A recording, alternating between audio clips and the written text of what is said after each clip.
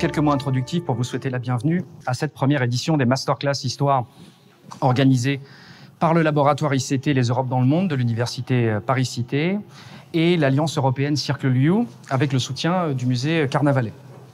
Quelques mots pour remercier tout d'abord celles et ceux qui ont contribué à l'organisation, pas toujours si simple d'un tel événement, et que je représente ici. Au sein de l'Université Paris-Cité, les équipes de Circle U, entre autres Esther Sulimovic et le professeur Antoine Cazé, les équipes de la direction de la communication, en particulier Nanette Richard, et les équipes du département Images et Son, que vous avez pu voir en entrant tout à l'heure, et notamment Samia Seri. Remerciements également au musée Carnavalet et singulièrement à Noémie Gia de nous accueillir en ce lieu, à quelques pas du musée, et de cette merveilleuse exposition consacrée aux Parisiennes. Enfin, remerciements aussi au laboratoire du membre ICT et à sa direction, Quentin Deluhermoz et Anne Légier, pour leur soutien enthousiaste, et à l'ensemble des historiens et historiennes de l'Université Paris-Cité, avec qui j'ai l'honneur et le plaisir de travailler et de rire aussi, souvent, ce qui n'est pas rien. Merci également à Emmanuel Laurentin, qui a accepté de contribuer de son professionnalisme et de son intelligence à la création de ce format. Merci à nos deux collègues, Heike Witters et Anaïs Albert, d'avoir accepté de mener la seconde partie de cette masterclass et d'approfondir l'échange avec notre invité.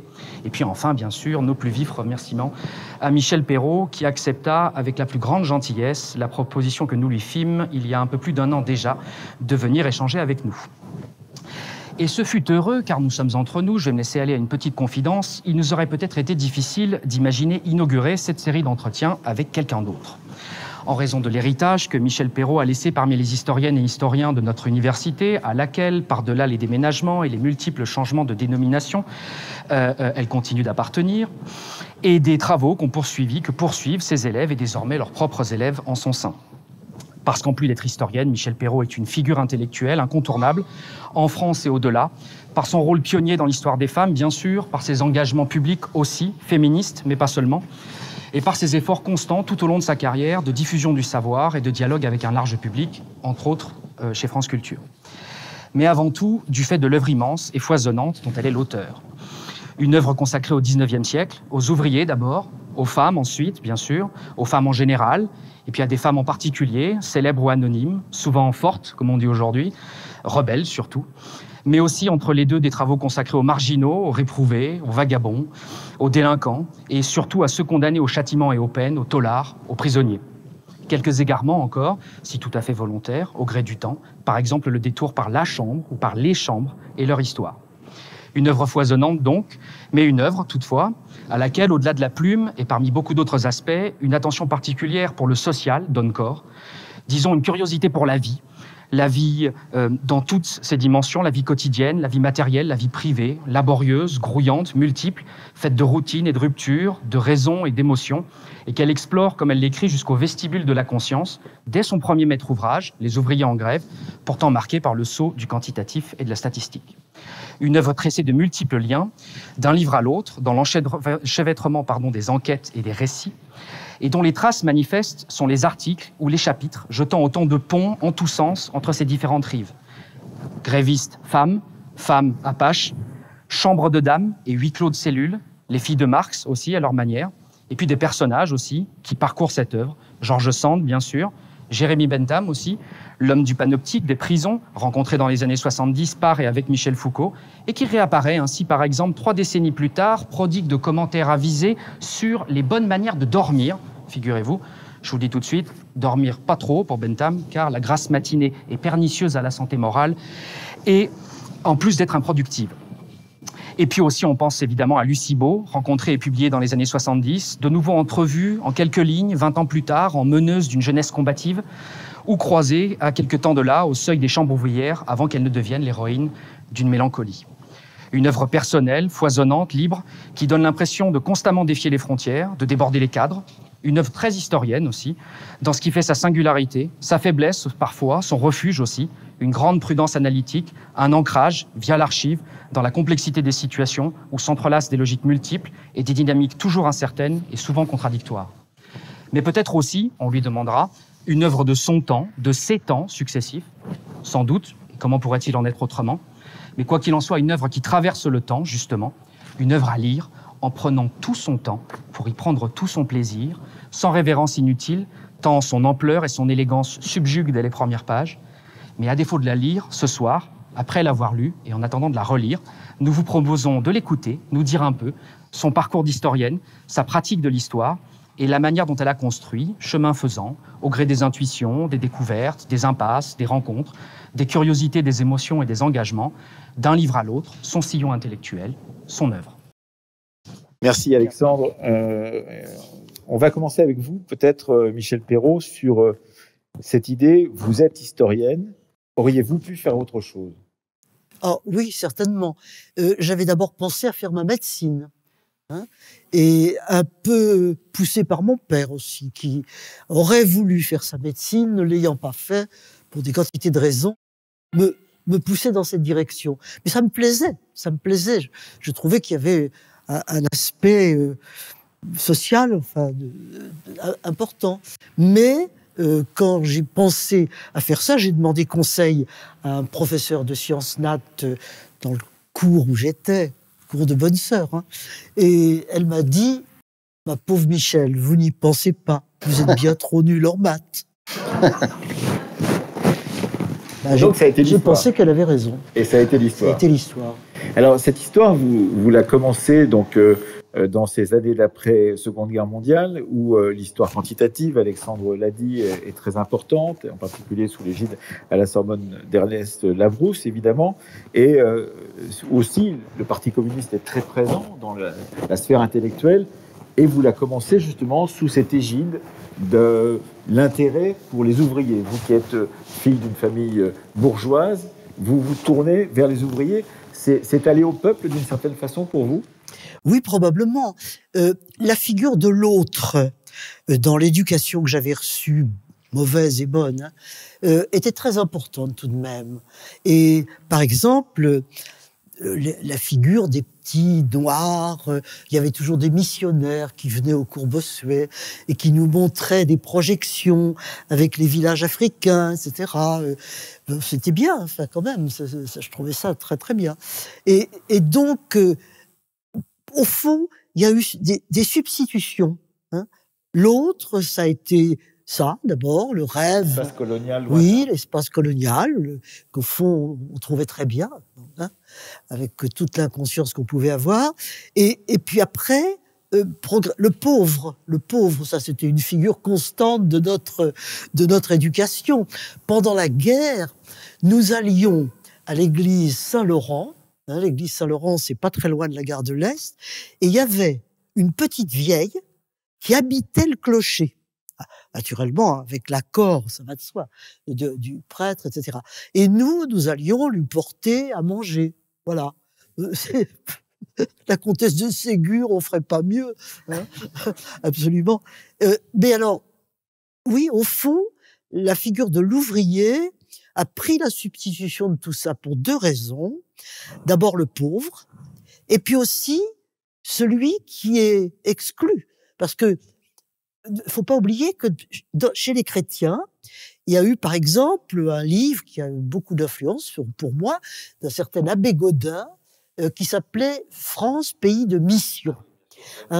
Et la mission, c'était tout ce monde ouvrier qui était sans Dieu. Voilà. Alors, l'Afrique, c'était pas la peine. C'était l'Action catholique aussi, c'était cette idée avec la création de l'Action catholique. L'Action catholique, j'ai adhéré à la JEC, etc., etc. Voilà. Alors, il y a eu des substitutions comme ça. Et la substitution passe par le Parti communiste, entrer dans le communisme dans un premier temps? Ah non, pas d'abord. Labrousse, mon patron, que j'aimais beaucoup, était socialiste. Il avait maille à partir avec le Parti communiste. Faut pas oublier quand même que le Parti communiste de ces années-là est sectaire, absolument. Et donc Labrousse, c'était pas si bien que ça. C'était pas si bien que ça. Moi, j'étais dans cette mouvance-là, et c'est après. À la vérité, j'ai adhéré au Parti communiste pendant 3 ans contre la guerre d'Algérie. Voilà.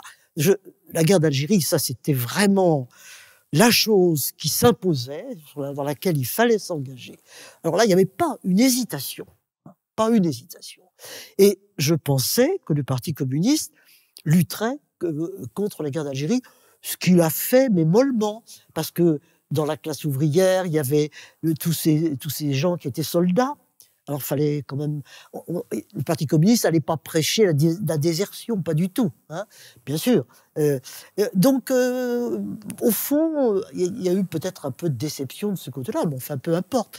En tout cas, ça a été une expérience tout à fait intéressante, parce que nous étions plusieurs au lycée, dans nos lycées respectifs de filles, de garçons, à Caen, hein, les Ozouf, par exemple.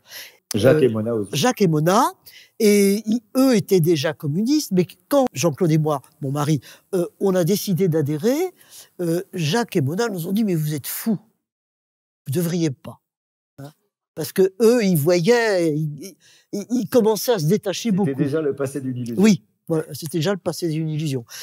On a adhéré, c'était formidable, la cellule sans paix.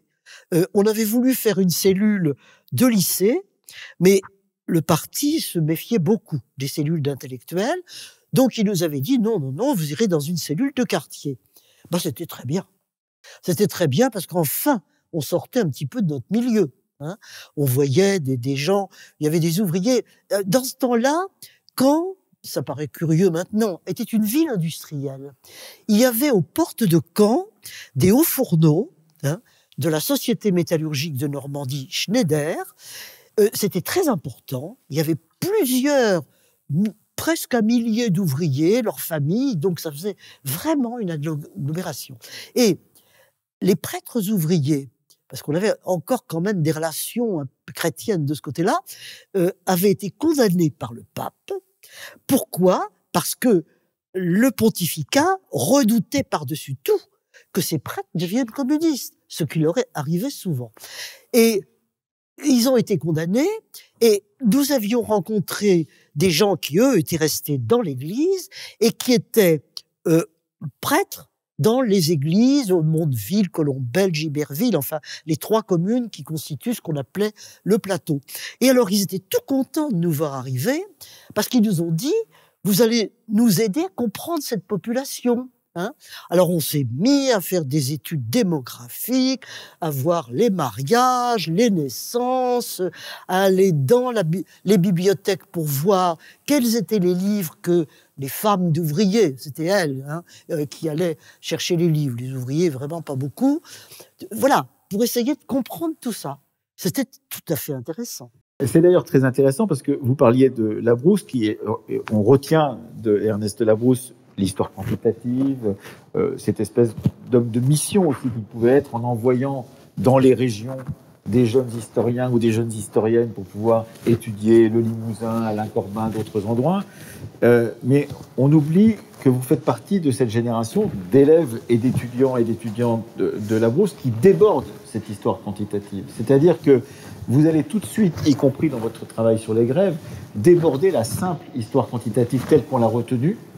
Corbin va passer à autre chose aussi dans le Limousin. Régine Robin va être une toute autre historienne que l'on pouvait imaginer par cet héritage justement labroussien. Comment on déborde son maître ? Comment on déborde son maître ? C'est une bonne question. On est dans une masterclass, donc... Oui. Parce que il y a quand même l'air du temps. Vous l'avez évoqué tout à l'heure dans votre présentation. Je crois que je suis assez dans l'air du temps, ce qui est une faiblesse. Hein. Les grands créateurs sont probablement pas dans l'air du temps. Mais il se passait quand même beaucoup de choses. Hein. Il y avait le développement de l'anthropologie. C'était quand même important. Et on était très intéressés par cela. Il y avait le développement de toutes sortes de choses. Et puis, moi, je m'étais toujours intéressé beaucoup à la littérature. Je l'avais un peu marginalisée parce que c'était quand même frivole, la littérature. Hein. Moi, j'étais sérieuse, comme tout. Chiante au possible. On a du mal à le prendre, enfin, allez-y. Bon, et alors, donc, il y avait toutes sortes de courants qui passaient. Voilà. Hein. Le quantitatif restait, si j'ose dire, notre colonne vertébrale. Un socle. Oui. Il fallait compter, il fallait mesurer, il y avait une espèce d'exigence de rigueur. Hein. pour ne pas dire n'importe quoi. Labrousse nous disait, les historiens ils disent souvent n'importe quoi, il faut pas dire n'importe quoi, il faut vraiment mesurer, regarder. Et il dit Balzac, c'est très joli, Balzac, mais il faut vraiment regarder dans les archives notariales comment se font les successions, comment les gens héritent, etc. C'est la preuve, la Voilà, logique de la preuve. la preuve, l'importance de la preuve.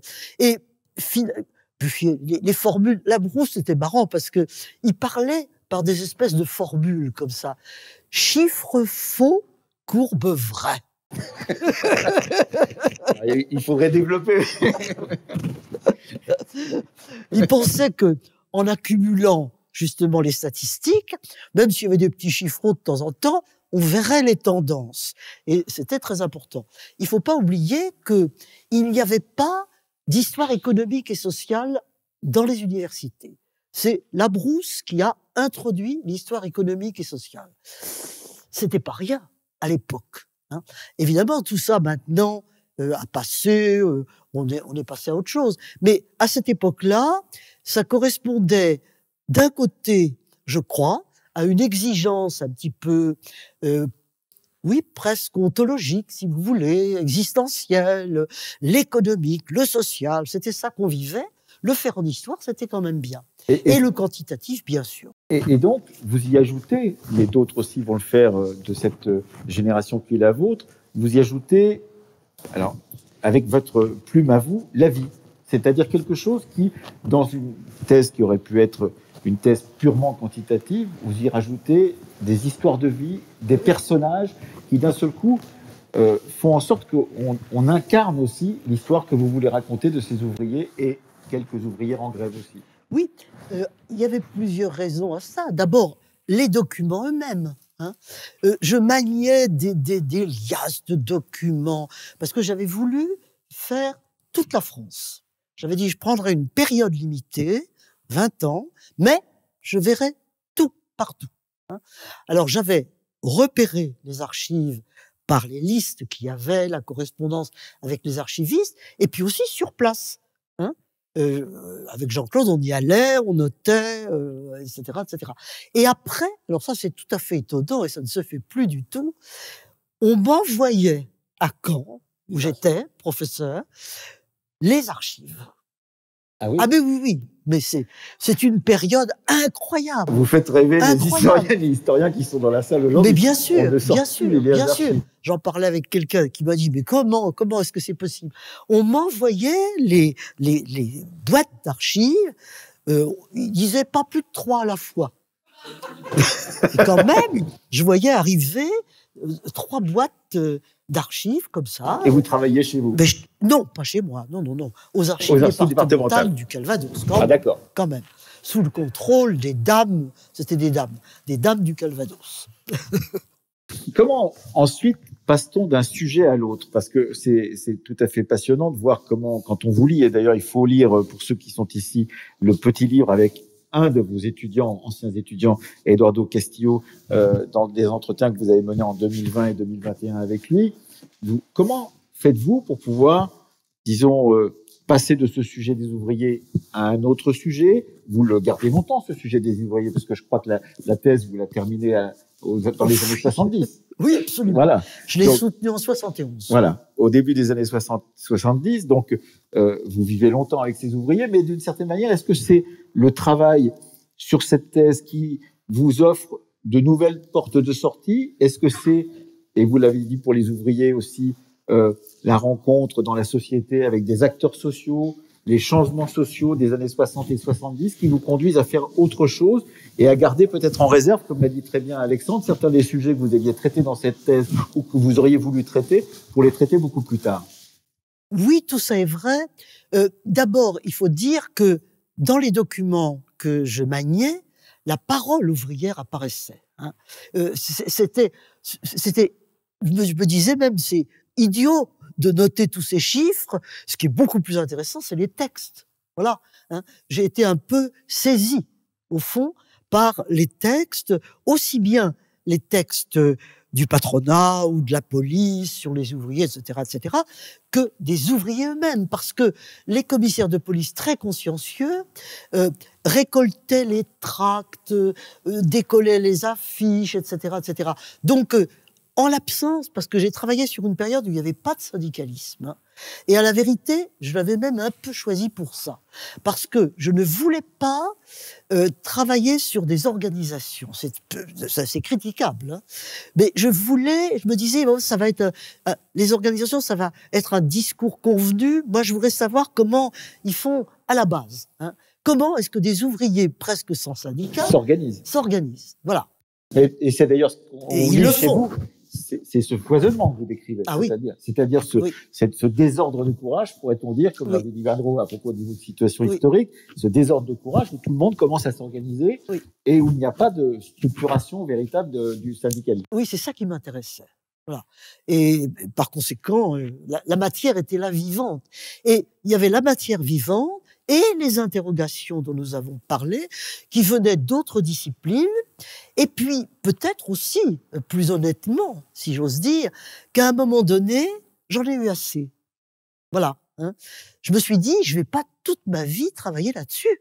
Ça fait déjà longtemps. Hein. Je vais tourner la page et faire autre chose. Voilà. Hein. Ça, je crois que ça a été important.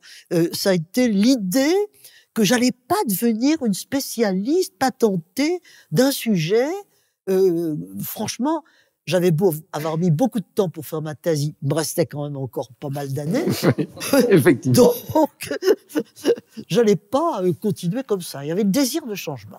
Est-ce qu'on répond dans ces cas-là à des commandes? On est sollicité par des éditeurs, on est sollicité par des colloques ou des choses comme ça. Ou est-ce qu'on choisit délibérément une autre voie? Ou est-ce que le mouvement social, celui des années 60 et des années 70, la naissance du féminisme, vous entraîne vers d'autres voies? Comment ça se passe exactement à ce moment-là, dans ce moment où vous en avez assez de votre thèse, que vous soutenez en 71, en voulant passer à autre chose? La conjoncture a beaucoup joué. La conjoncture a joué énormément. Les années 70-80 sont des années d'effervescence, hein, d'effervescence intellectuelle, avec des courants dans tous les sens. Et moi, j'avais choisi d'aller à Jussieu. J'aurais pu d'ailleurs aller aussi à Vincennes, où il y avait des tas de choses très intéressantes. Mais Jean Chénault, que je connaissais bien, Emmanuel Leroy-Ladurie, hein, pour d'autres raisons d'ailleurs. Emmanuel Leroy-Ladurie, il était attiré par Jussieu à cause des scientifiques. Hein. Il était dans sa grande période de climatologie, etc. Donc, il disait, ça c'est intéressant. Bon. Donc, on a été assez nombreux à partir à Jussieu. Et donc Jussieu était une université très effervescente, assez gauchiste. Hein. Il y avait beaucoup de grèves, un peu trop. Moins qu'à Vincennes. Voilà, vous auriez été malheureuse à Vincennes. Mais enfin bon, c'était très vivant, c'était très libre. Hein. Et par conséquent, ça portait beaucoup d'interrogations. Par exemple, l'interrogation sur les marginaux, la périphérie. Et est-ce qu'une société vit par son centre ou aussi par la périphérie et les rapports entre les deux? Et il faut dire que à cette époque-là, Michel Foucault est là. C'est le GIP, c'est le groupe Information Prison. Voilà. Michel Foucault est là. Il est là avec sa réflexion sur le pouvoir. Il attire notre attention sur justement l'importance des périphéries. Et il y a les révoltes dans les prisons, les grandes révoltes d'Atlanta aux États-Unis et les révoltes en France, qui ont été extrêmement nombreuses dans les années 72-74. Formation du groupe Information Prison, c'est très important. C'est très, très important. Il y a à ce moment-là un courant qui traverse les intellectuels. Oui, les prisons, on n'en parle pas. On n'en parle pas. Et pourtant, il y a combien de gens en prison? Il y en avait moins que maintenant, d'ailleurs. Hein. Mais oui, ce monde de la prison nous est apparu très important.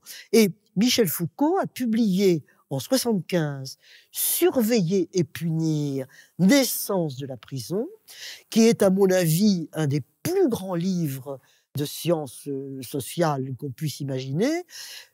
Pour moi, ça a été formidable, vraiment. Voilà. Pas pour tous les historiens, ni pour toutes les historiennes. Non.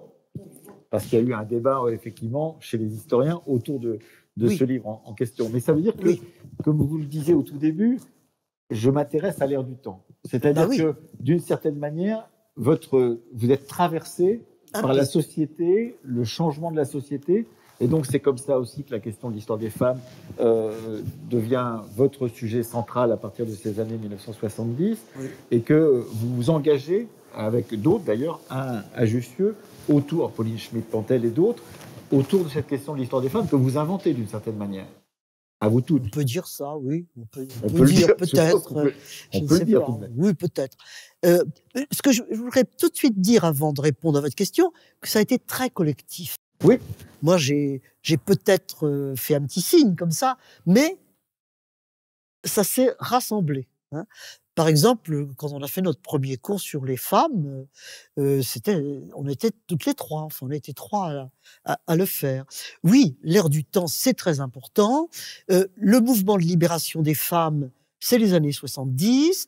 Comme tout le monde le sait, les femmes avaient trouvé qu'en 68, franchement, on parlait pas beaucoup d'elles. Alors, elles ont dit, et nous, hein. Et à ce moment-là, ça a été le mouvement que l'on connaît, avec les procès, Gisèle Halimi, Bobigny, ensuite Aix-en-Provence, le viol, etc. Donc, ça a été absolument formidable, formidable. Et comme le mouvement social était très incertain quand même à cette époque-là, il y avait les étudiants étaient quand même très paumés, hein, parce que il y avait d'un côté les Mao, d'autre côté les trotskistes, il y avait des débats interminables entre eux, bien sûr, ce qui se comprend très bien. Mais les femmes, on avait le sentiment d'une liberté. Voilà. On n'était pas d'accord entre nous toujours, loin de là, faut pas croire. On avait des discussions sur des tas de problèmes. Mais il y avait quand même le sentiment, fallait y aller. Voilà. C'était des libertés qu'on allait conquérir. Est-ce que à ce moment-là, vous nous avez dit, j'ai abandonné ce dossier des ouvriers en grève et j'ai abandonné un peu l'histoire ouvrière. Vous avez des regrets à ce moment-là de choses que vous n'avez pas pu faire ou pas fait à ce moment-là? Vous citez dans le livre avec Eduardo de Castillo votre travail sur les mineurs de Decazeville, qui n'a pas été publié et que vous avez remis aux archives, je crois d'ailleurs, depuis. Oui. C'est pas un regret? Oh non, ça vaut pas grand-chose, franchement. Non. J'ai failli le détruire d'ailleurs. Mais puis finalement, je l'ai mis dans un dossier d'archives, c'est un peu ridicule. Non, je peux pas dire ça. Je peux pas dire que j'ai un regret. À la limite, c'est pas un bon texte, c'est très bien comme ça. Et oui, j'avais envie d'avancer dans autre chose. J'avais envie de découvrir autre chose. Il n'y a pas d'autres livres cachés de Michel Perrault qu'un éditeur qui serait dans la salle se dirait elle n'a pas encore publié ça. Non, il n'y en a pas. Votre rapport aux certitudes scientifiques, à la science historique, parce que ce que vous dites très bien dans le livre avec Eduardo Castillo, c'est le travail d'une historienne n'est pas immuable. Donc cette idée qu'on repasse toujours derrière vous et que l'œuvre d'un historien ou d'une historienne est une œuvre qui peut faire son effet sur une génération, 2 générations, 3 générations, mais ensuite, d'une certaine manière, qu'elle est légèrement périssable. Comment expliquez-vous cela, justement, cette idée d'une science historique? En tout cas, vous ne croyez pas à la science historique, vous dites c'est autre chose. Ah oui. La Brousse avait quand même un peu des illusions là-dessus. Des illusions sympathiques, mais quand même un peu naïves. Hein. Et le doute, l'idée que l'histoire, c'est un regard. Hein. C'est un regard que une ou des personnes ou des groupes en situation, c'est Sartre, ça. Hein. Bon, ça c'est important. C'est très important. Regarde et écrit, et par conséquent que ça change au cours du temps. Oui, bien sûr. Et il est en effet hautement probable que dans, je ne sais pas combien de temps, hein, ce que nous avons écrit maintenant, qui est une manière de nous réapproprier le temps, de le comprendre, et qui est au fond un acte légitime, hein, mais ça sera oublié, bien sûr. Ça peut pas être autrement. Néanmoins, c'est là où il m'arrive d'avoir des regrets de ce point de vue-là, parce que l'histoire, c'est fragile. Hein. C'est plus fragile que l'œuvre littéraire. Hein. Un grand écrivain, ça reste. Un historien... Non, on lit encore l'Automne du Moyen-Âge de Huizinga, même si on sait très bien que c'est un ouvrage... On lit encore Marc Bloch, d'une certaine manière. Bien sûr. Il y a des grands, quand même. Et vous n'en faites pas partie, vous ne croyez pas? Non. Moi, je ne suis pas tout à fait d'accord. Enfin, on peut relire Les Ouvriers en grève. Moi, peut-être parce que je suis d'une naïveté impossible et que ce ne sont pas mes objets, mais j'ai pris, non seulement j'ai pris beaucoup de plaisir, mais j'ai appris beaucoup de choses. Je ne suis pas sûr que tout ça sera oublié. Vous pensez? Oui. Vous parlez du rapport aux autres disciplines. C'est aussi un moment, les années 70, les années 80, et vous le prouverez évidemment avec tous les grands ouvrages collectifs que vous dirigez à ce moment-là, c'est un moment où les disciplines communiquent avec beaucoup de plaisir, d'une certaine manière. Oui. Ça ne veut pas dire qu'il n'y a pas de concurrence entre les disciplines. L'histoire est un peu une discipline ogresse qui a tendance à manger les autres sciences sociales dans ces années-là, mais néanmoins, elles se nourrissent les unes les autres. Il y a des débats entre Claude Lévi-Strauss et Fernand Braudel, on le sait très bien, mais néanmoins, c'est ce moment très particulier. Qu'est-ce qu'on apprend à lire d'autres disciplines quand on est historienne comme vous? Qu'est-ce que vous avez appris à lire de l'anthropologie, de la sociologie? Énormément de choses. Énormément. L'anthropologie, c'est quand même la réflexion, d'abord sur les structures. Alors, les structuralistes, les anthropologues, ils sont assez fixistes. Les historiens, eux, ils sont des fous du changement. Eux, ils sont des fous de la permanence. Alors, de temps en temps... C'est d'ailleurs là-dessus que Braudel et Lévi-Strauss n'étaient pas d'accord. Absolument. Et ça peut très bien se comprendre. Mais enfin, il y a quand même...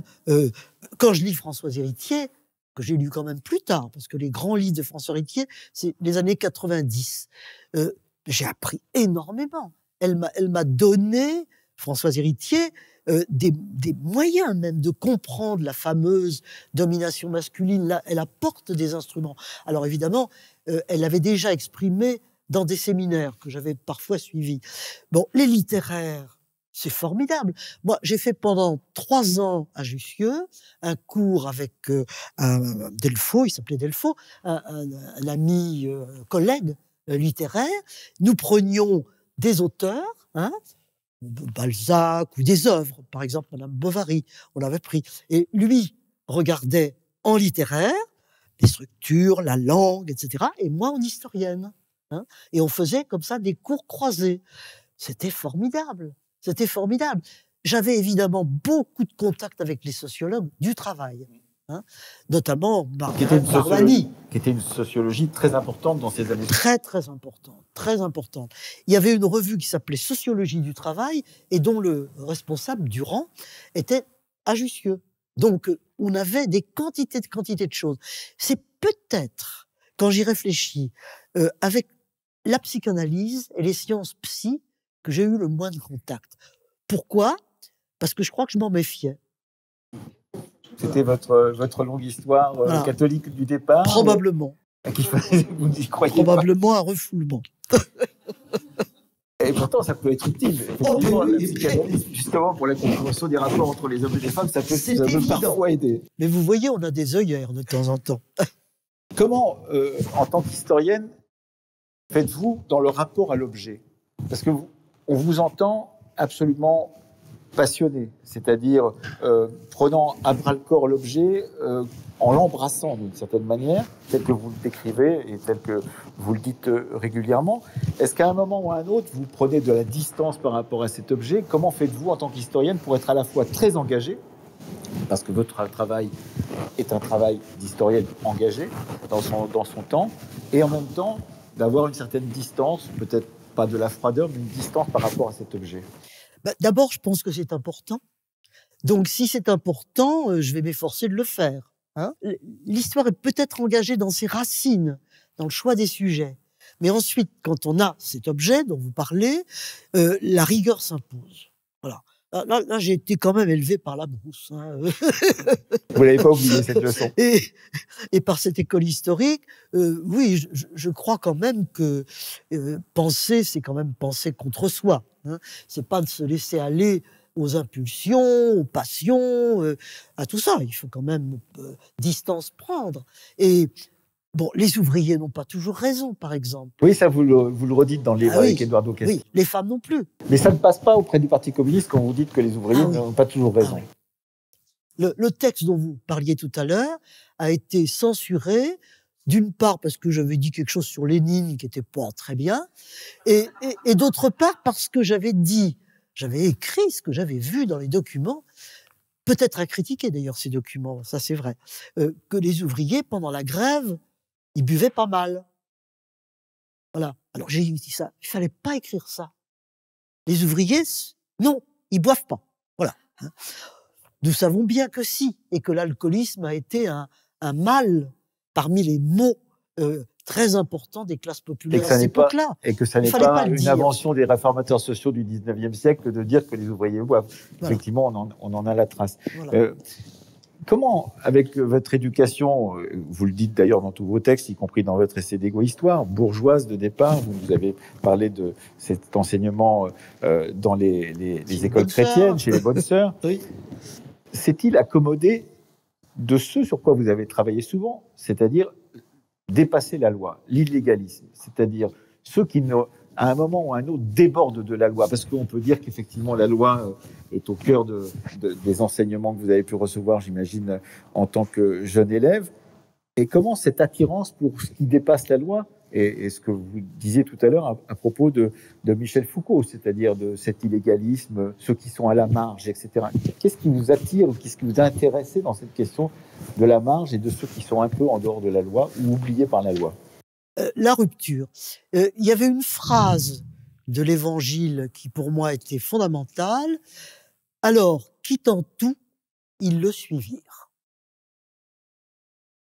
Je me disais, c'est magnifique ça. Voilà, il faut tout quitter, il faut partir comme ça. Et pour moi, ça a été une figure très forte que je n'ai pas tellement réalisée dans ma vie. Alors là, j'ai plutôt été assez fixe, etc. Bon, mais il en restait quelque chose dans mes choix d'objets ou mes choix idéologiques. L'idée qu'il fallait faire des ruptures, qu'il fallait pas tolérer un certain nombre de choses, et que la rupture en soi, c'était plutôt un exercice de la volonté, hein, et de l'intelligence. Donc, oui, ça m'intéressait beaucoup. Et les marges, alors ça, les marges, oui, les années 70 sont des années des marges, hein, où on regarde les marges, où on pense en termes de marginalité. Pas les marges toutes seules, mais le rapport entre marge et centre, hein, qui est quand même quelque chose de fondamental dans la société. Donc, il y avait beaucoup de choses qui portaient vers les périphéries et les marges. Mon histoire personnelle et, encore une fois, l'air du temps. Ce qui est très intéressant, c'est que effectivement, vous êtes témoin de ce moment passionnant, à la fois de l'interdisciplinarité et de cet amour des marges. Comment avez-vous vécu ensuite une sorte, alors les féministes parleraient de backlash, mais on peut peut-être parler de backlash, c'est-à-dire de retour d'une sorte de norme progressive, non pas dans l'historiographie, parce que cette historiographie est toujours aussi foisonnante aujourd'hui, mais d'une société qui s'intéresse moins globalement à ces marges que vous avez parcourues avec Michel Foucault, avec tous ceux et celles qui vous ont accompagné, c'est-à-dire effectivement le sort des prisons, le sort des migrants, etc. etc. On voit bien que cet intérêt n'est plus là, d'une certaine manière, ou moins présent qu'il ne l'était à ce moment-là. Comment est-ce que vous l'avez vécu, cela, Michel Perrault ? D'abord, peut-être en se détachant encore davantage du centre, hein, et en allant, par exemple, davantage dans les associations. Il y a un travail de la société civile qui est très important dans les années 80 et après. Faut pas penser qu'il se passe rien. Il se passe beaucoup de choses dans la société civile. Il y a ça. D'autre part, et vous venez de le dire au fond un peu, l'historiographie, continuant son chemin, servait un peu de rempart par rapport à ça, hein, peut-être d'illusion, hein, parce que nous, on continuait sur nos voix, nos choix et tout ce que vous voulez.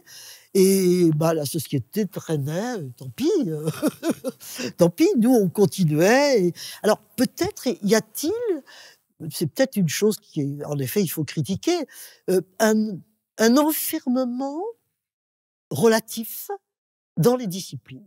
La discipline comme rempart. La discipline comme rempart, on y est. Comme pour se protéger du monde. Peut-être. D'un monde qui ne nous plairait plus tellement. Et qui ne correspond plus aux espoirs qu'on a pu avoir à un moment. Oui. Et au fond, les bibliothèques, que j'adore, les bibliothèques sont aussi des lieux de refuge. C'est très fascinant. Et par conséquent, nous construisons un monde. Et ce monde a tellement de force qu'il peut résister à ces changements que vous décrivez. Et à la limite, on les regarde passer, les autres, là. Et puis nous, on est là dans notre tabernacle, notre temple du savoir. Temple du savoir. Oui. D'ailleurs, vous me conduisez à une question que je n'avais pas prévu de vous poser, mais vous pourriez nous dire comme ça les 3, 4 ou 5 lieux hors de chez vous qui vous ont marqué en tant qu'historienne et chercheuse, c'est-à-dire les lieux où vous avez travaillé, des lieux dans lesquels vous avez aimé soit toucher des parchemins, toucher des archives, ou lire des livres, justement, dans ce moment un peu particulier que l'on a quand on est historien ou historienne par rapport à ses sources. Est-ce que vous avez 3 ou 4 lieux comme cela ? La bibliothèque Richelieu, la bibliothèque nationale à Richelieu, avec la fameuse salle ovale, où j'étais beaucoup, parce que, comme j'ai beaucoup travaillé sur les périodiques, les journaux, c'était là qu'on les trouvait. C'était une merveille. Et puis aussi la grande salle bien connue. Pour moi, ça a été un lieu formidable. J'y ai passé beaucoup de temps, quand même. Ça, c'était... Mais... Et des lieux plus secrets, je ne sais pas, le musée social, par exemple ? Le musée social, oui. Toutes ces bibliothèques-là, je les connaissais bien. Le musée social, la bibliothèque Marguerite Durand, qui est la seule bibliothèque féministe de France. Il n'y en a pas d'autres. Et elle est formidable, il faut la soutenir, c'est vraiment très, très important. Et au début, quand on y allait, elle était sous les combles de la mairie du 5e. Il n'y avait pas grand monde. Il y avait une bibliothécaire d'un certain âge qui était toute contente de voir arriver mes étudiantes, qui étaient donc des jeunes femmes, que je leur disais, allez voir là, il y a beaucoup de choses à voir. Et oui, il y a eu, je pense à Florence Rochefort, Laurence Kleichmann ou Christine Barre, par exemple, qui ont toutes été des adeptes de cela. Alors, c'était très bien, la bibliothèque Marguerite Durand, c'était formidable. Il y a aussi une bibliothèque très secrète que j'aime beaucoup, c'est rue de Turenne, là, tout à côté, la bibliothèque des Amis de l'Instruction. La bibliothèque des Amis de l'Instruction a été fondée par des ouvriers à la fin du Second Empire, elle a été un peu remaniée, donc c'est pas absolument le cadre du Second Empire, mais en tout cas c'est un cadre antérieur à 1914, avec les livres, les fichiers des livres, les petites tables, le petit escalier pour monter au premier, c'est merveilleux. Vous parliez de vos étudiantes et vos étudiants. Vous nous avez expliqué comment vous avez débordé le maître qui était Labrousse pour vous, avec d'autres étudiants de la même génération. Comment avez-vous perçu le fait d'être vous-même débordé par ces étudiants ? C'est-à-dire, d'une certaine manière, de voir votre œuvre, non pas contestée, mais complétée, amendée par ceux et celles qui étaient dans vos cours, par leur travail d'historienne et d'historien. Ah ben ça, c'est formidable. Non, mais non. Oui, ça c'est très très bien. Je ne peux pas poser la question à Labrousse, donc je vais vous la poser à vous. Oui, mais ça c'est magnifique. C'est même la chose la plus intéressante qui est dans ce métier. J'ai dirigé beaucoup de thèses, ça m'a pris beaucoup de temps. Au fond, j'ai beaucoup plus publié depuis que je suis à la retraite, parce que j'avais avant beaucoup de travail. Mais c'était très passionnant parce que par ces thèses, j'ai appris beaucoup de choses, évidemment. Vous dites à un étudiant, voilà la question, bon, on discute, ils vont voir, ils vous ramènent, ils pêchent là et ils vous apportent la matière. Bon, ça, c'est une merveille. Donc ça, je pense d'ailleurs que les thèses d'État, la mienne, tout ça, c'était ridicule, c'était beaucoup trop long. Mais les thèses de troisième cycle, c'était quand même très bien. 5 ans, il faut quand même ça en histoire. C'est long de faire de l'histoire. Les masters, je trouve que c'est un peu rapide quand même. Et bon, enfin, ça c'est moi. Je pense que actuellement, on est quand même dans une société fluide, où il faut que ça presse, que ça aille. Je suis pas tout à fait d'accord avec ça. Parce que l'histoire, ça prend du temps. L'histoire, ça prend du temps. C'est quoi? C'est la littérature aussi. C'est s'accommoder avec les archives, trouver les archives, les sources, aller les chercher, faire comme vous avez fait, c'est-à-dire aller partout pour pouvoir essayer d'épuiser le sujet. Bien sûr. C'est cela. Ça prend énormément de temps. Et il faut un petit peu de temps pour voir les archives dans leur entièreté. En histoire, il faut quand même être très fidèle aux sources. Voir les sources, consulter les sources, c'est fondamental. Il ne faut pas faire uniquement de l'historiographie, bien entendu. Nous parlons d'historiographie, mais il faut vraiment plonger dans la matière première. Ça prend beaucoup de temps. Donc, oui. Est-ce qu'on peut vous ramener pour une dernière question à votre écriture? Vous disiez que votre œuvre serait un jour oubliée. Bon, moi, j'en suis pas certain. Dire quelque chose quand même de l'élégance de l'écriture quand on vous lit, de l'élégance très particulière de votre écriture, du rapport à la littérature dont vous avez beaucoup parlé ici, mais sous l'angle du flirt avec l'écriture romanesque. Est-ce que vous vous êtes jamais rêvé ou imaginé romancière? Ah oui, certainement, mais toujours en hésitant.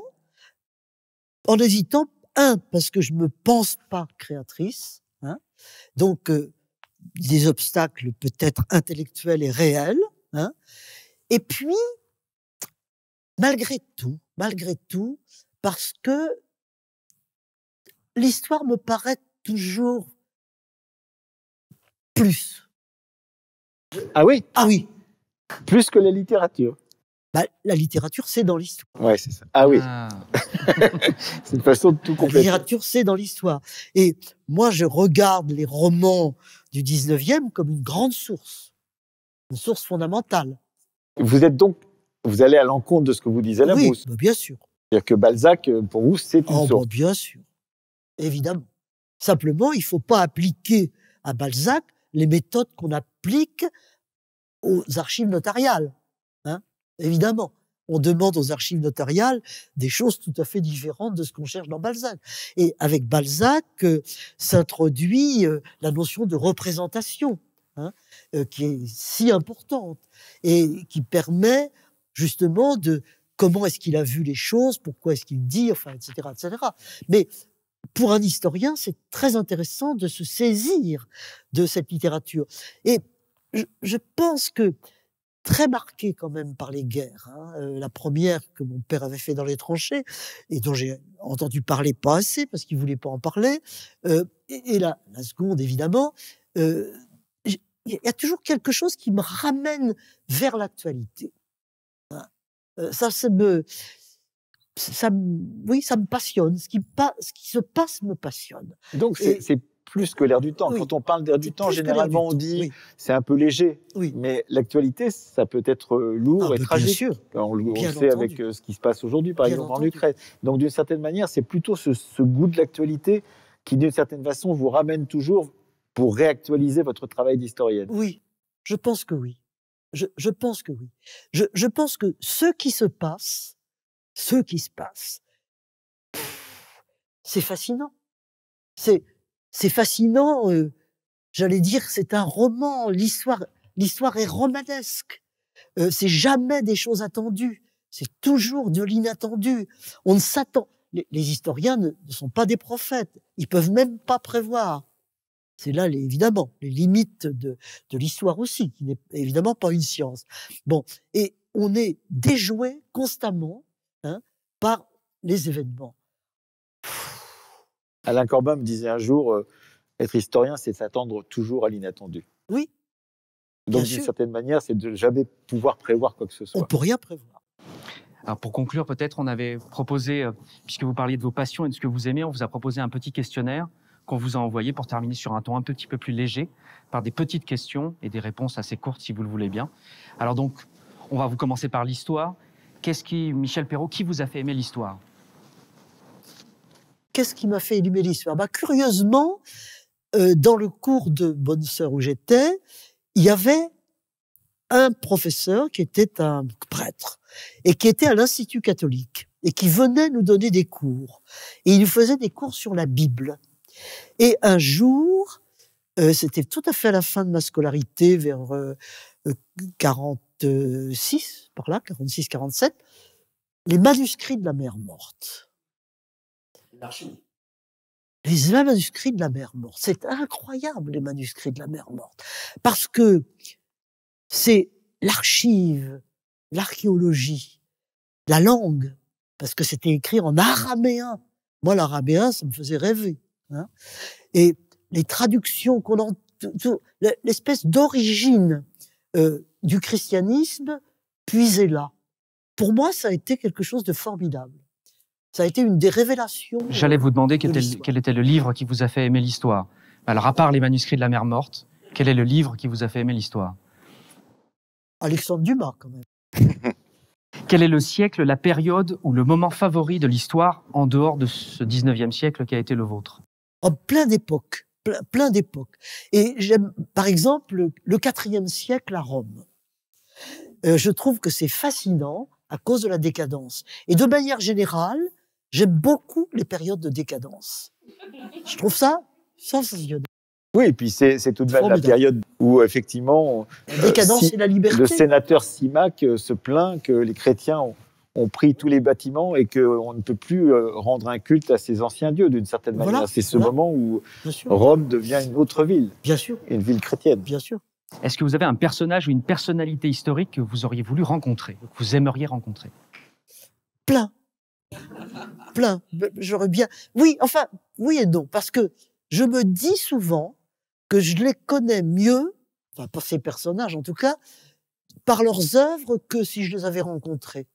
Par exemple, Simone de Beauvoir, j'aurais pu la rencontrer. Eh ben, j'ai jamais cherché. Je me disais, à quoi bon aller voir Simone de Beauvoir? Elle va me recevoir une demi-heure. Il paraît qu'elle avait des rendez-vous extrêmement comme ça. Bon, j'ai son œuvre. D'autant plus qu'elle a écrit sur elle-même. Elle a beaucoup écrit. Qu'est-ce que je vais aller enquiquiner cette femme qui a autre chose à faire que de parler avec moi, hein, autant que je la lise. Voilà. Mais alors, voilà. Mais vous pourriez avoir envie de rencontrer Lucie Beau. Peut-être. Ah oui, bien pour sûr. lui poser des questions. Oui. George Sand, j'aurais beaucoup aimé rencontrer George Sand. Beaucoup. Alors, à elle, j'aurais eu plein de questions. Peut-être qu'elle ne recevait pas qu'une demi-heure. Sur l'écriture, quand est-ce que vous écrivez, Michel Perrault? Le matin, l'après-midi, le soir, la nuit? Alors, j'ai pas de période favorite, justement à cause de l'emploi du temps auquel j'ai fait allusion tout à l'heure, c'est-à-dire ma vie a été quand même normée par l'enseignement. Hein. Donc, les cours, les réunions, l'organisation des programmes, voilà. Donc, j'écrivais dans les interstices du temps, d'un temps très occupé, et par conséquent, j'avais pas de période particulière. Maintenant que je suis plus libre, j'aurais tendance à le soir. Le soir, là, oui, j'aime bien. Et à quel endroit? Quelquefois, je prolonge jusqu'à 1h du matin, comme ça. Et à quel endroit? Oh, ben, j'ai un petit bureau dans un appartement grand, mais j'ai un petit bureau tout petit, que j'ai voulu exprès petit, très chaleureux, avec plein de livres partout. Et là, je me sens dans un cocon. Alors, question plus simple encore. Au crayon, au stylo, ou comme vous l'écrivez, avec le tapotis de l'ordinateur? Alors, je commence toujours avec un papier. Je peux pas me passer du papier. Ma génération ne peut pas se passer du papier. Ma fille me dit, moi, j'ai plus de papier. Hein, plus du tout. Tout est dans son ordinateur, elle retrouve tout, etc. Moi, pas tellement, même si je m'y suis mis un peu.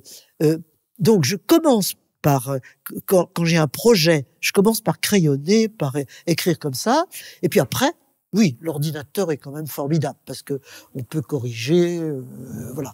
Et j'avais appris à taper à la machine très vite, hein. à quand on s'était dit, toute la bande, là, il faut qu'on apprenne à taper à la machine. J'avais pris des cours chez Pigier. Ne serait-ce que pour écrire des tracts, j'imagine. Voilà. J'avais été chez Pigier, je me souviens. Une question, on a encore quelques minutes, une question très plus simple encore. Thé ou café quand vous écrivez? Café. Café. Oh, comme Balzac. Comme Balzac. Si vous deviez trancher, pour citer Michel Foucault, tant de peine ou tant de plaisir quand on écrit? Les deux. Les deux. Les deux. Comme lui, alors. Voilà. Moi, j'ai beaucoup de mal à commencer. Hein. J'ai une commande, j'en ai eu beaucoup, un article que je projette, un livre. M'y mettre est un problème. Je procrastine. Toujours, je vais me mettre, mais demain, aujourd'hui, j'ai que 2 heures, ça vaut pas le coup. Hein. Donc, ça sera demain.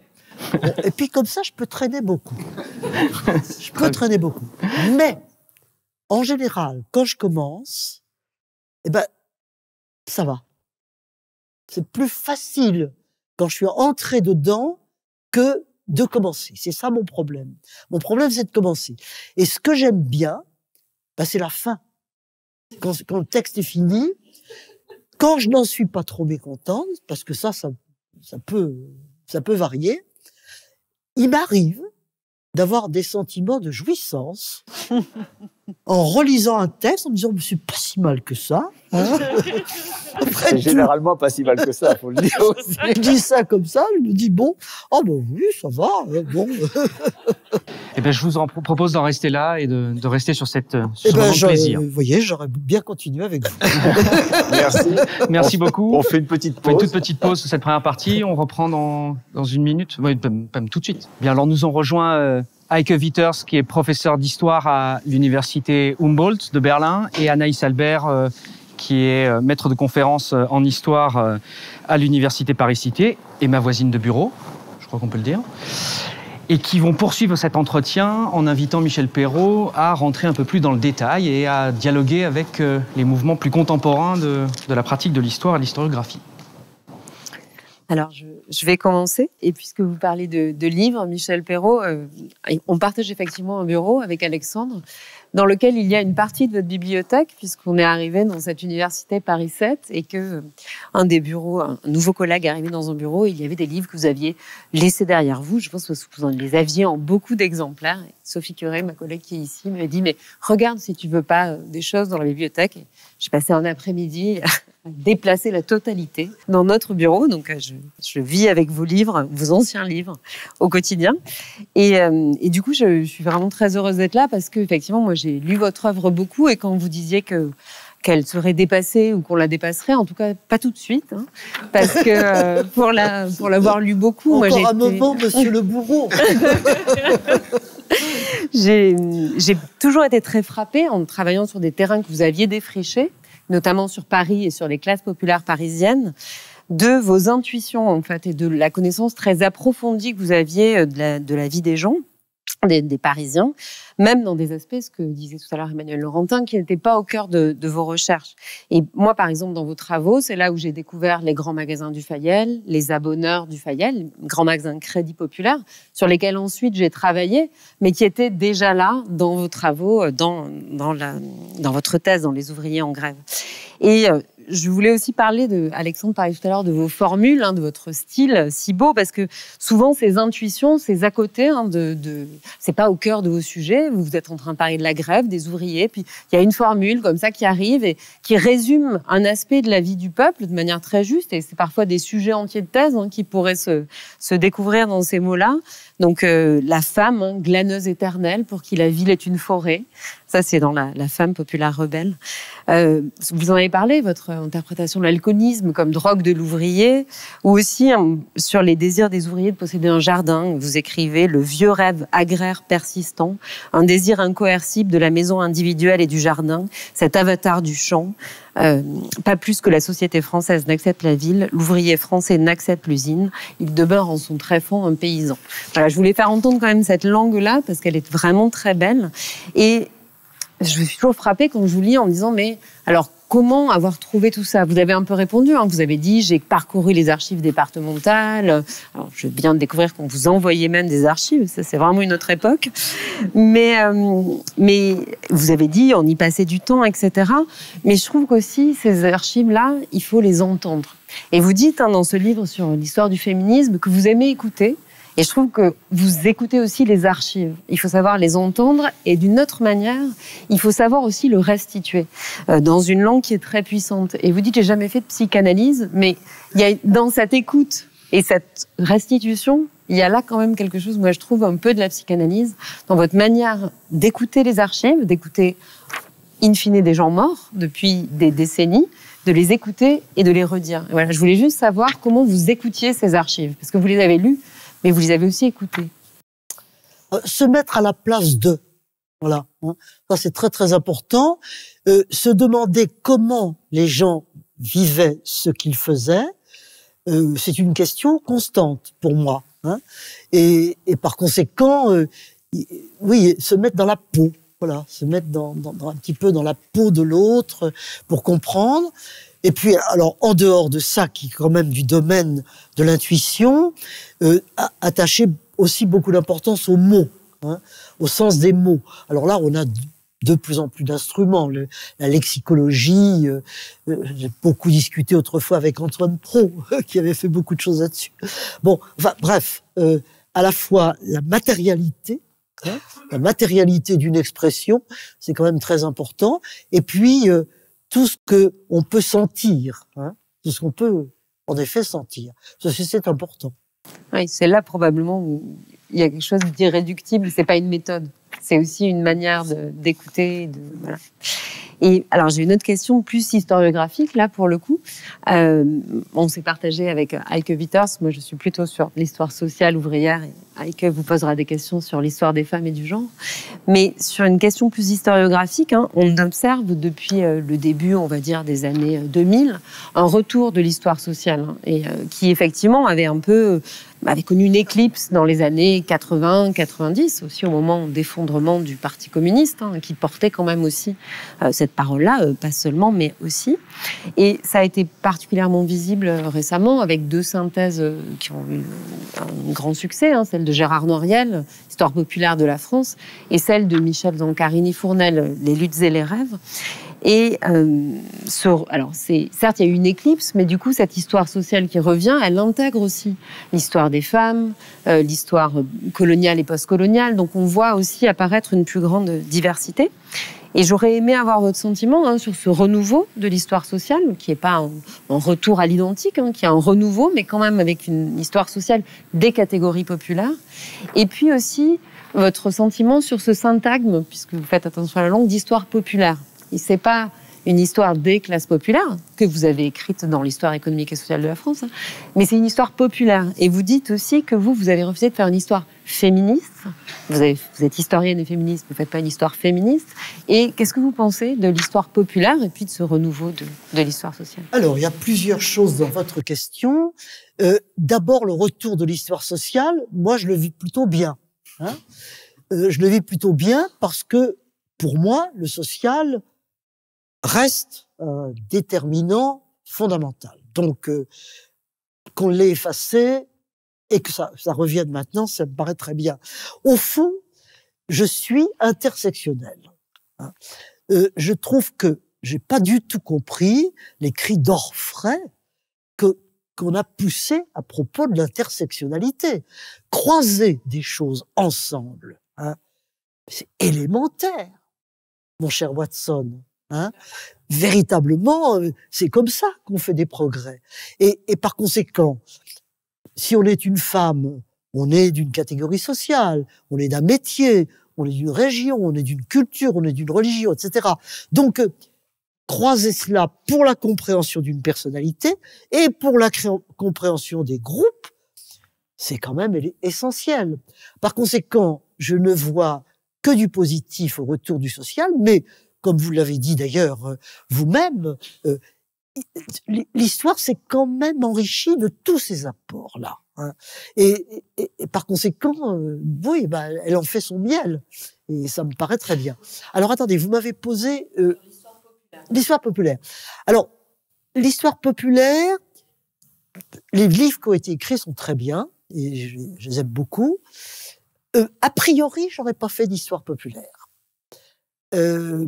Parce que, pour les raisons que j'ai dites. C'est-à-dire qu'il y avait le désir de ne pas faire une histoire sainte.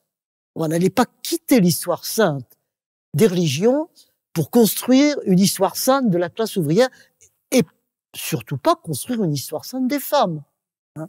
Ça me paraît, personnellement, ça ne me va pas du tout. Par conséquent, j'ai une petite méfiance pour histoire populaire. Je préfère histoire des classes populaires. Voilà. Bon, mais pourquoi pas? Pourquoi pas? Hein. Après tout, c'est pas tellement le titre, c'est ce qu'il y a dedans. Hein. Et les ouvrages auxquels vous avez fait allusion sont évidemment tout à fait irréprochables. Voilà mon sentiment là-dessus. Mais c'est un peu pour vous dire que probablement à cause de ma propre histoire et l'histoire de ma génération, on a pris du recul par rapport aux idéologies. Hein. On est maintenant des gens âgés, mais qui en ont vu beaucoup tout de même. Hein. Et par conséquent, un petit peu de méfiance dès qu'on la voit réapparaître. Voilà. Alors, ça rend tolérant parce que quand une nouvelle idée, un nouveau mot, une nouvelle apparaît, au lieu de la repousser, on la prend et on essaie de se demander ce que ça veut dire. Voilà. Hein. Ça me paraît une attitude raisonnable, si vous voulez. La tolérance est raisonnable. Okay, thank you very much. I'm going to switch to English, but Alexandre is going to Oui, j'ai lu le translate. texte à peu près.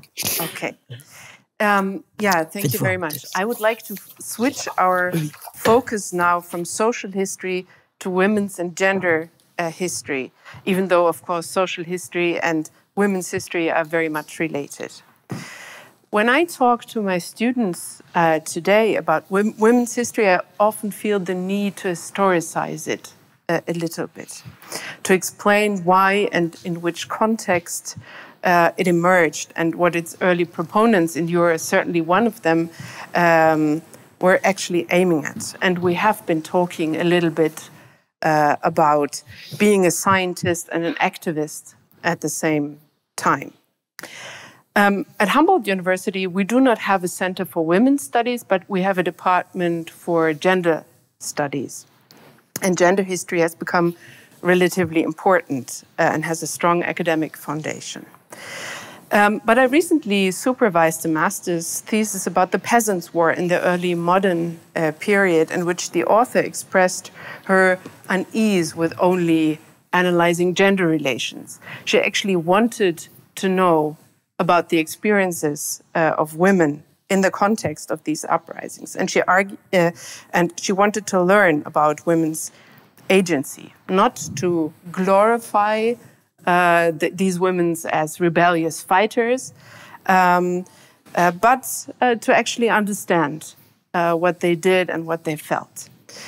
And I thought the students' endeavor was very interesting and very engaging, but there are, of course, difficulties, methodological ones, source-related ones, and also theoretical ones. So my question is, and it is a question to you, you have co-initiated women's history, and you are, of course, familiar with the eventual turn to gender history and also the institutional dynamics that led to this change. So how would you, as Michel Perrault, think that women's history today should and can be done?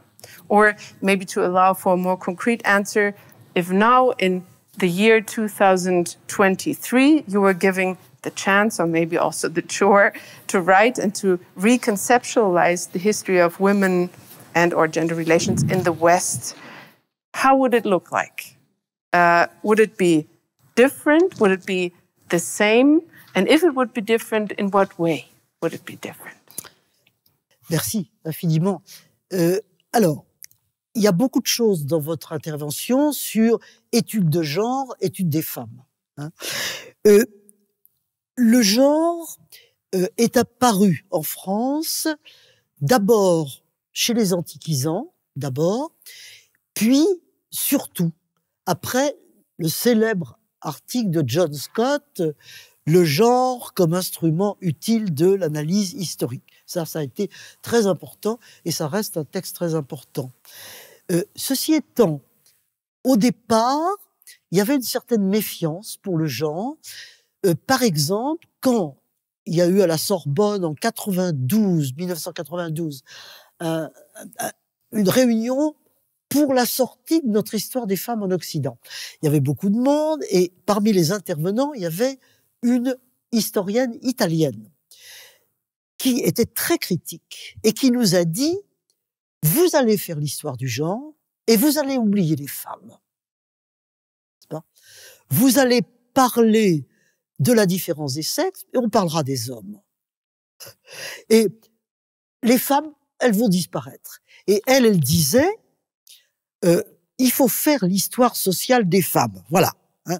Il faut les prendre, il faut, etc., etc. Bon, ce qu'on peut-être on refait aujourd'hui. Donc, et c'est intéressant parce que en Italie, l'Italie, chez les femmes, les féministes, c'est la terre du différentialisme. Hein. C'est-à-dire les femmes dans leur identité, etc., etc., avec le meilleur et le pire, hein, bien entendu. Et en tout cas, là, il y a quelque chose d'intéressant. Moi, pour ma part, j'ai plutôt salué beaucoup le genre, parce que le genre permet plusieurs choses. D'abord, il permet d'englober les hommes. Hein. Et comment une histoire des femmes peut-elle se faire sans parler des hommes? C'est évident que la relation homme-femme est au centre. Par conséquent, prendre la relation homme-femme comme objet central, ça c'est un travail intéressant. Dans tous les domaines, on peut les prendre ensemble dans le travail, dans la séduction, dans tout ce qu'on veut. Donc c'est très intéressant et ça s'approche quand même plus de la réalité telle qu'elle est. Hein. Donc je trouve ça très bien. Je trouve que ça élargit et que deuxièmement, ça problématise. Hein. Ça, au lieu de s'enfermer, après tout c'est bien aussi, c'est pas du tout dans une description exhaustive des femmes dans tel endroit, etc., etc. Là, on pose un problème. Hein. Et on pose un problème qui va toucher le pouvoir, le savoir, les représentations, etc., etc. Donc, étude de genre, très bien. Moi, je trouve ça très bien. Alors, je ne sais pas comment ça se passe aujourd'hui, hein, du tout. Votre étudiante, parce qu'il est question dans votre intervention d'une de vos étudiantes qui a étudié les guerres des paysans et qui était un peu gênée en disant bah oui mais les femmes j'aimerais bien faire leur histoire sociale dans la guerre des paysans. Bah, je comprends votre étudiante, je la comprends aussi et pourquoi pas après tout, enfin elle peut bien faire l'histoire sociale des femmes à l'intérieur des mouvements paysans. Donc peut-être qu'il faut rien exclure en définitive. Hein. Et prendre un petit peu les choses comme ça. Alors, vous m'avez posé la question, comment faire l'histoire des femmes aujourd'hui? Ah bah, dites, c'est pas rien. C'est pas rien parce que justement, il y a, depuis notre époque, il y a quand même beaucoup de production. Hein. Il y a une bibliographie qui était très mince quand on a commencé, mais maintenant, il y a des thèses, des livres, des biographies, des revues, Clio par exemple, qui est une très bonne revue d'histoire des femmes en France, et puis toutes celles qu'il y a partout. Par conséquent, oui, c'est devenu un objet à la limite plus difficile à cerner, étant donné, bon, il est difficile, me semble-t-il, de maîtriser la production. Alors que quand nous avons débarré, bah, c'était beaucoup plus léger. Hein, c'était beaucoup plus léger. À la limite, on pouvait dire n'importe quoi. Bon, alors, il y a donc ça, il y a donc ce problème. Par ailleurs, je pense qu'il faut en effet essayer d'englober tous ces points de vue. Maintenant, de temps en temps, il faut prendre aussi un biais. Votre étudiante, l'histoire sociale, ça me paraît élémentaire. Je pense aux travaux de Jean Nicolas, par exemple, sur la France rebelle, je ne sais plus très bien le titre, là. La Rébellion française, voilà. Formidable livre. C'est très intéressant, parce que Jean Nicolas, qui est un de mes vieux amis, pas spécialement féministe, ça le faisait un peu rire, hein, l'histoire des femmes, mais dans son travail d'historien, il a trouvé que les femmes avaient évidemment un très grand rôle. Dans les émeutes de subsistance, comme on disait à ce moment-là, les femmes, elles sont gardiennes des vivres, du couvert, des prix, etc., etc. Donc, c'est très intéressant. Et finalement, un homme pas spécialement féministe, il les trouve. Voilà. Hein. Peut-être les trouve-t-il mieux parce qu'on lui a dit que c'était important, qu'il fallait pas les oublier, mais c'est même pas sûr. C'est même pas sûr. Alors, enfin, j'aurais beaucoup de choses à dire sur votre question. Il me semble que l'histoire des femmes est de plus en plus... D'ailleurs, vous me posez précisément la question, vous me dites, est-ce que vous feriez une histoire globale, hein? Vous me dites ça dans votre texte. Oui. Essayez. Mais alors là, c'est drôlement compliqué. Parce que, aux comparaisons dont on a parlé, si on introduit l'histoire globale, qui est très stimulante, il faut en connaître des choses. Il faut en connaître. Donc, je ne pense pas que, sauf sur des sujets très précis, ça puisse être un travail individuel. Vous me posez quelque part la question des travaux collectifs. Oui, il y a en ce moment, en cours, un travail sur l'histoire internationale des féminismes, chez Textuel, avec Françoise Thébault et Yannick Ripa, mais elles font appel à une dizaine de personnes. Hein. Et encore, nous, quand on avait fait l'histoire des femmes, c'était 70. Hein. Alors, voilà, mais il faut dire qu'on allait de l'Antiquité à nos jours. Mais une histoire internationale du féminisme, c'est passionnant. C'est absolument passionnant. On l'imagine, on voit les cartes, on voit les modes d'expression, les personnalités, les groupes, enfin, on a envie de comparer, parce que à travers la comparaison, on verra apparaître les sociétés. Bon, et on pourrait tout dire comme ça, mais sans se faire d'illusions, il n'est pas possible à une seule personne, sauf sur un point particulier, hein, oui, ça bien sûr, d'englober cette production. Ceci étant, c'est très stimulant, très stimulant. Pensez les choses en grand, pensez même une histoire européenne des femmes. Hein. Chez vous, Gisela Bock a quand même essayé. Hein. Elle a décrit des livres formidables là-dessus. Oui, ça me paraît important. Élargir les horizons. Élargir beaucoup les horizons, c'est très important. Dans votre livre avec Eduardo Castillo, vous parlez justement de la sortie du projet d'histoire des femmes que vous aviez présenté en 1990 à Genève avec Pauline Spitz-Pantel. Oui. Et vous dites pendant le débat, comme ça pourrait être ici, oui. Un jeune homme d'origine maghrébine prend la parole et dit « Ne représentez-vous pas les femmes occidentales ? Avez-vous raison de dire que vous êtes toutes les femmes ?» Oui. Et vous dites « Pauline et moi l'avons écouté. C'est à la suite de cette remarque que nous est venue l'idée du titre « Histoire des femmes en Occident ». Dans l'introduction, nous justifions le titre en expliquant que c'est aux femmes asiatiques, africaines, d'écrire leur propre histoire. Ça veut donc dire que cette histoire mondiale ou cette histoire globale, elle devrait être écrite dans le monde entier d'une certaine manière. Bien sûr, bien sûr, bien sûr. C'est évidemment, on ne va pas se substituer avec nos ignorances, nos œillères, nos cultures, aux femmes africaines elles-mêmes. Bien sûr, c'est à elles de faire ça, de prendre ça à bras-le-corps. Et il y a des choses qui se font beaucoup. Hein. Au Japon, alors le Japon c'est autre chose. Hein. Ils sont très développés là-dessus. C'est pas un pays spécialement féministe, le Japon.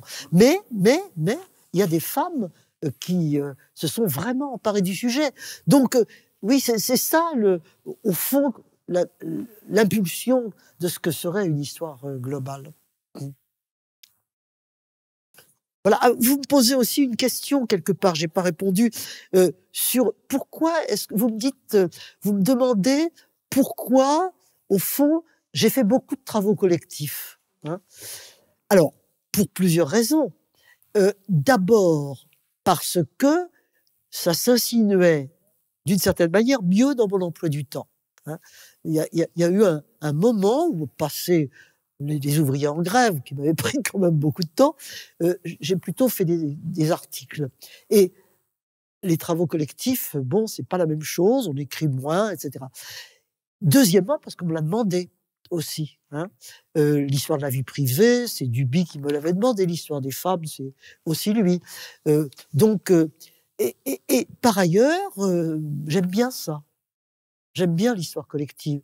Par exemple, pour l'histoire de la vie privée, c'était très bien aussi, parce qu'il y avait Alain Corbin qui a écrit un tiers de la vie privée, formidable, formidable.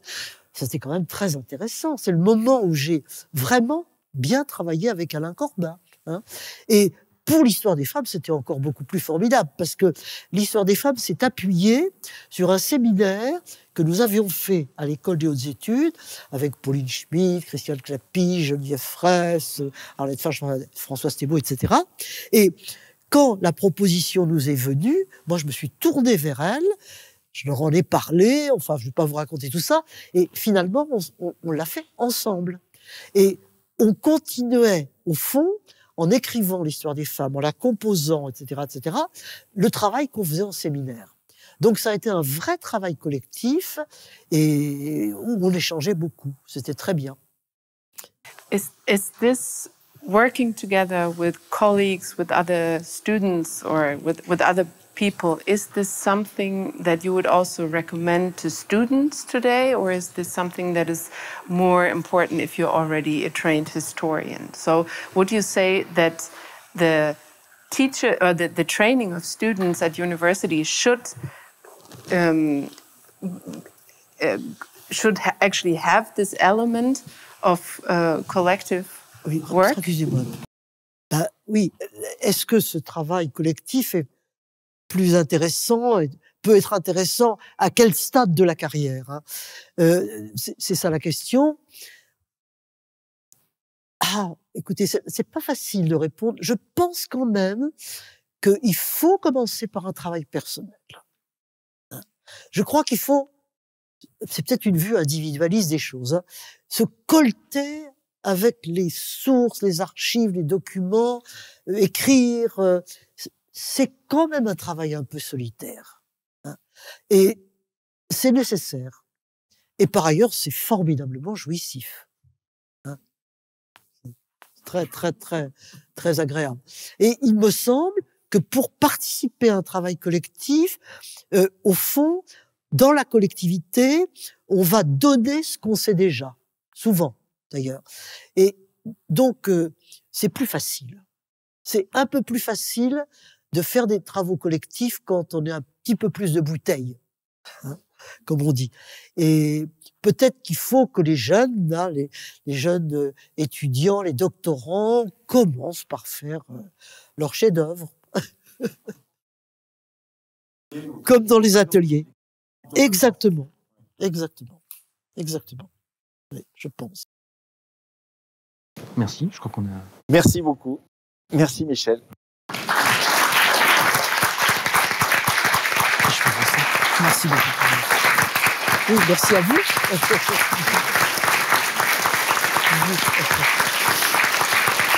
Merci à vous. Merci à vous. Voilà.